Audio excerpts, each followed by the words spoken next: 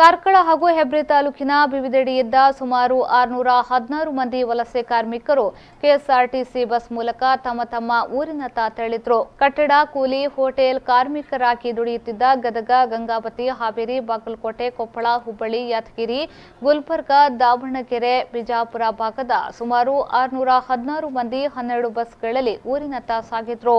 Karkala ಬಂಡಿಮಠ bus ನಿಲ್ದಾಣದಿಂದ ವಿವಿಧ ಜಿಲ್ಲೆಗಳಿಗೆ ಬಸ್ ಸೌಲಭ್ಯವಿದೆ ಎಂದು ತಿಳಿದ ಉಭಯ ತಾಲೂಕಿನಲ್ಲಿ ಹೊರ ಜಿಲ್ಲೆಯ ಕೂಲಿ ಕಾರ್ಮಿಕರು ನಗರದತ್ತ ಧಾವಿಸಿದ್ರು. ಆಟೋ ಟ್ಯಾಕ್ಸಿ ಸೇವೆ ಇಲ್ಲದ ಪರಿಣಾಮ ದೂರದೂರಿನಿಂದ ನಡೆದುಕೊಂಡೇ ಬಂಡಿಮಠ ಬಸ್ ನಿಲ್ದಾಣದತ್ತ ಸಾಗಿದ ಹೊರ ಜಿಲ್ಲೆಯ ವಲಸೆ ಕಾರ್ಮಿಕರ ಮುಖದಲ್ಲಿ ಸಂಭ್ರಮ ಕಳೆಕಟ್ಟಿತು. ಅದೆಷ್ಟೋ ದಿನಗಳಿಂದ ಈ ಸಮಯಕ್ಕಾಗಿ ಕಾಯುತ್ತಿದ್ದ ಅವರು ಊರಿನತ್ತ ತೆರಳುವ ಖುಷಿ ಒಂದೆಡೆಯಾದರೆ ಕೆಎಸ್ಆರ್ಟಿಸಿ ಉಚಿತ ಬಸ್ ಸೌಲಭ್ಯ ಕಲ್ಪಿಸಿರುವುದು ಖುಷಿಯನ್ನ ಇಮ್ಮಡಿಗೊಳಿಸಿತು. ಈ ಸಂದರ್ಭ ಶಾಸಕ ಬಿ ಸುನಿಲ್ ಕುಮಾರ್, ತಹಶೀಲ್ದಾರ್ಗಳಾದ ಪುರಂದರ ಹೆಗಡೆ, ಮಹೇಶ್ ಚಂದ್ರ, ತಾಲೂಕು ಆರೋಗ್ಯಾಧಿಕಾರಿ ಡಾಕ್ಟರ್ ಕೃಷ್ಣಾನಂದ ಶೆಟ್ಟಿ, ಕಂದಾಯ ಸೇರಿದಂತೆ ವಿವಿಧ ಇಲಾಖೆಯ ಸಿಬ್ಬಂದಿ ವಲಸೆ ಕಾರ್ಮಿಕರನ್ನ ಬೀಳ್ಕೊಟ್ರು. ಅಲ್ಲಿ ಜಾರಗಳಲ್ಲಿ ಇದ್ದೆ, ನಮಗೆ ಏನೇನೇನೂ ಬರಲಿಲ್ಲ. ಎಷ್ಟು ಸಮಯದಿಂದ ಅಲ್ಲಿ? ಒಂದೂವರೆ ತಿಂಗಳು ಅಲ್ಲಿ ಲಾಕ್ಡೌನ್ ಆಗಿದ್ದಾನ ಅಲ್ಲೇ ಇದೀವಿ ನಾವು. ಒಂದೇ ತಾವಲ್ಲಿ ಎಲ್ಲಿ ಕೆಲಸಕ್ಕೂ ಹೋಗಿಲ್ಲ, ಎಲ್ಲಿಲ್ಲ, ಯಾವ್ದು ಏನು ಸಿಗ್ಲಿಲ್ಲ, ಏನೇನು ಸಿಗ್ಲಿಲ್ಲ. ಮಾಲಕ್ ಒಂದು ಸಾರಿ 10 kg ಅಕ್ಕಿ ಕೊಟ್ಟಿದ್ರು ಅಷ್ಟೇ. ಕರೆ ಎಷ್ಟು?